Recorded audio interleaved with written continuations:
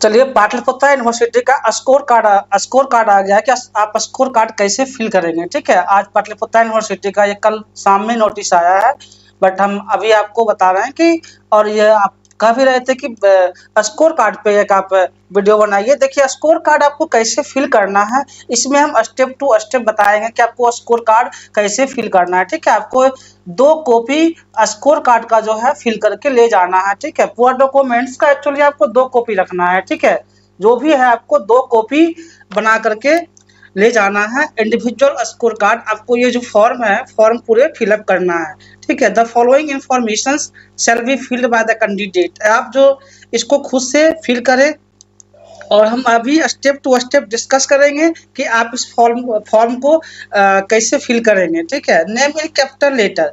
Capital letter मतलब आपको जो भी लिखना है, बड़ा लेटर में आपका अपना नाम लिखना है। ठीक है, फादर नेम लिखना है, बड़ा लेटर होना चाहिए। मदर नेम बड़ा लेटर होना चाहिए। ठीक है, ये जो है स्कोर कार्ड, ये फॉर्म है जो आपको फिल करना है पाटलिपुत्र यूनिवर्सिटी का। चलिए, नेम इन कैपिटल लेटर्स में नाम यहाँ लिख दीजिएगा, father name, mother's name, date of birth जो आपका है, जेंडर, उसके बाद कैटेगरी जो कैटेगरी फिल करना है। ठीक है, और रेसिडेंट ऑफ बिहार, बिहार के हैं तो यस, और आपको रेसिडेंशियल सर्टिफिकेट भी अटैच करना है। जो इससे प्रीवियस वीडियो में हम बता चुके थे कि आपको रेसिडेंस जो भी सर्टिफिकेट लगता है, ABC, EBC, BC, BC1, BC2, residential certificate, ये सब आपको 2 कॉपी फॉर्मेट में सब तैयार करना है। ठीक है, total marks in post graduation examination. देखिए आपका टोटल मार्क्स कितना का होता है, जब पीजी में आप पढ़े होंगे टोटल आपका 1600 मार्क्स का पीजी होता है। ठीक है, इससे पहले जो भी अभी तक जो पीजी किए होंगे सबका 1600 मार्क्स का पीजी होता है।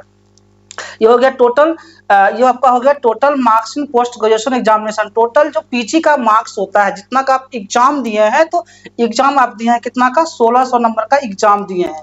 उसके बाद आपका 1600 में कितना नंबर आया है। ठीक है, मार्क्स ऑब्टेन इन पोस्ट ग्रेजुएशन एग्जामिनेशन, 1600 आप कितना नंबर लाए हैं वहां पर यहाँ भर। मान लीजिए 1600 आपका 1000 नंबर है तो 1000 भरेंगे, यानी कि आपको 1600 में 900 नंबर है तो 900 भरेंगे। यानी कि जितना आपको 1600 में मार्क्स आया है वो मार्क्स ऑब्टेन हो जाता है जो आपने प्राप्त किया। ठीक है, जो मार्क्स प्राप्त किए वो आपका मार्क्स ऑब्टेन होता है, और टोटल मार्क्स जितना का टोटल एग्जाम हुआ वो टोटल मार्क्स होता है। ठीक है, ये आपका 8-9 पॉइंट्स का एक्सप्लेनेशन है। अब आते हैं percentage in post graduation exam. अब मान लीजिए परसेंटेज निकालना हो तो परसेंटेज का सिंपल निकालने का तरीका है।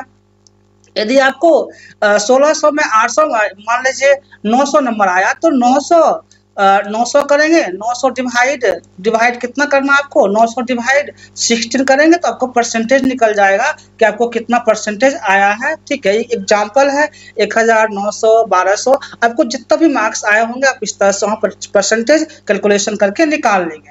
अब ये 10 नंबर का है। अब आते हैं 11 नंबर में, क्या कहता है कि इफ एग्जम्प्टेड फ्रॉम पैट 24, क्या आप पैट 24 एग्जम्प्टेड हैं, मतलब कि या आप नेट पास हैं, CISR पास हैं, या इससे पहले जो पैट हुआ था वो पास है, क्या आप एग्जम्प्टेड हैं। अगर आप एग्जम्प्टेड हैं तो यहाँ पर यस करेंगे, अगर आप नहीं, आप एग्जम्प्टेड नहीं है, इस पर पैट क्लियर किए हुए तो यहाँ नो करेंगे। ठीक है, ये उनके लिए जो एग्जम्प्टेड है, और जो एग्जम्प्टेड मतलब एग्जम्प्टेड है वो if exempted from PAT 24 mention university ground, यानी कि जो एग्जम्प्टेड है वो मेंशन करेंगे। ठीक है, जो एग्जम्प्टेड नहीं है वो यहाँ नो करेंगे, यानी कि जो इस बार पैट पास किए हैं उनको यहाँ पे नो करना है, ये फिल नहीं करना है।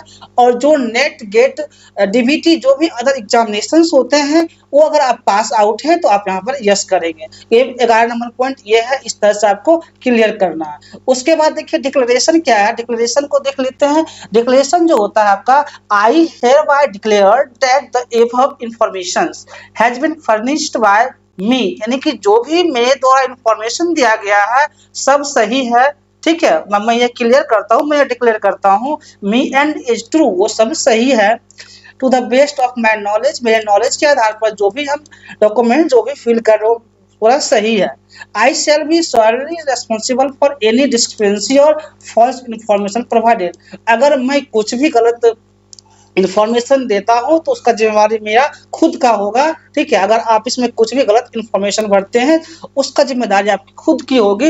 ये आपका यहाँ पर पॉइंट दिया गया है जो आपको डिक्लेरेशन करना है, और यहाँ पर सिग्नेचर ऑफ कैंडिडेट का सिग्नेचर होगा, ठीक है। इस तरह से आपको आप डिक्लेयर कर रहे हैं कि हाँ, जो हम इंफॉर्मेशन दे रहे हैं वो मेरे हिसाब से सारा इंफॉर्मेशन सही है।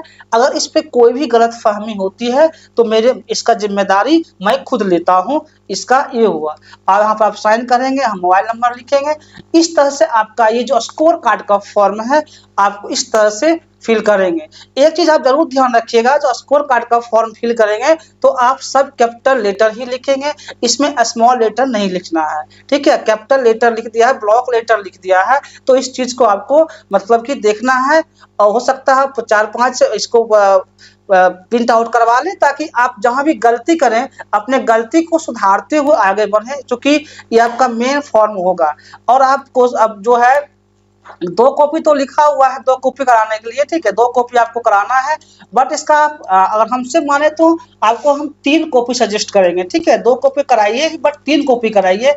1 कॉपी जो है आप अपने पास रखें, 3 कॉपी सारा फोटो कॉपी करवा लें, 1 कॉपी अपने पास भी रखिए, तो जो कि आपका अपने पास भी रहेगा देखने के लिए तो मैं आप कितना कर रहे हैं, क्योंकि आपका पीएचडी में सिलेक्शन के बाद आपको हर जगह यह कॉपी जरूरत पड़ेगा, फिर एडमिशन में जरूरत पड़ेगा। इसलिए आप 3 कॉपी बना लेंगे, 1 कॉपी अपने पास रखें और 2 कॉपी आपको यूनिवर्सिटी और डिपार्टमेंट में जाता है तो इस तरह से आपका होगा। 1 कॉपी आपके हैंड ओवर भी रहेगा।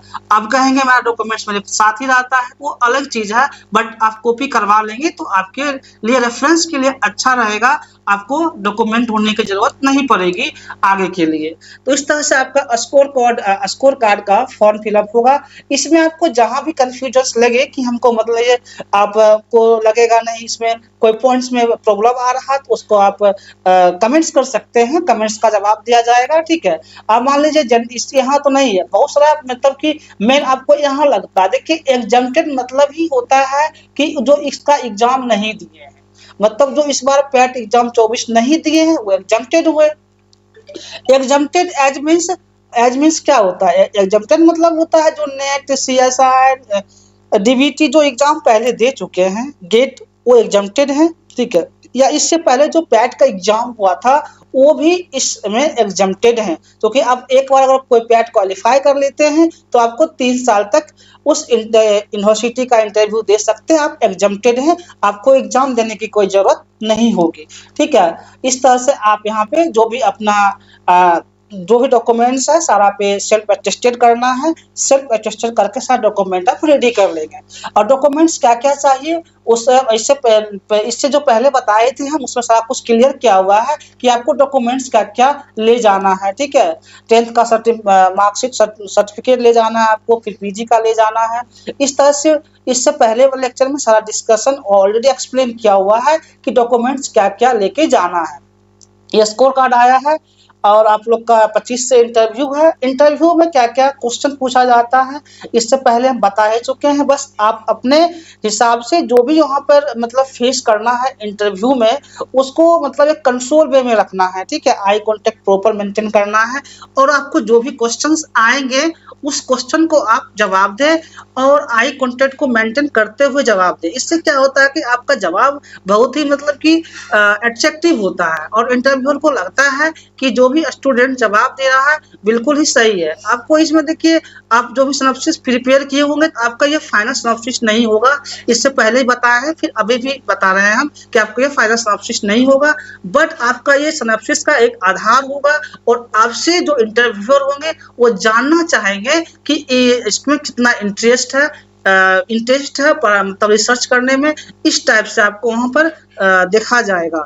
उसके बाद आपका जो पीजी का मार्क्स है उस पर भी आपका मतलब कि रिजल्ट बनेगा। इंटरव्यू को मार्क्स ले करके सारा कुछ मिलाते हुए आपका एकेडमिक परफॉर्मेंस क्या है, सारा परफॉर्मेंस को देखते हुए आपका वहाँ पर रिजल्ट बनना है।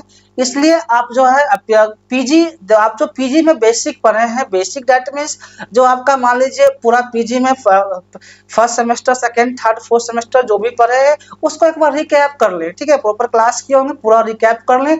रिकैप करने के साथ देखिए कभी कभी छोटा क्वेश्चन ही पूछ दिया जाता है तो वहाँ पे आपको उसका जवाब देना है। क्योंकि आपका अगर इम्प्रेशन वहाँ पे बनता है तो आपका ये पॉजिटिव पॉइंट होगा कि आपके लिए पॉजिटिव होगा और वहाँ पे आपको मार्क्स गेनिंग का फायदा मिलेगा। इस तरह से हमने आपको अभी स्कोर कार्ड के बारे में पूरा जानकारी दिए है। आपको अगर यहाँ पे जहाँ भी कंफ्यूजन लगे आप कमेंट्स करिएगा, उस कमेंट्स का हमारे टीम के द्वारा रिप्लाई दिया जाएगा।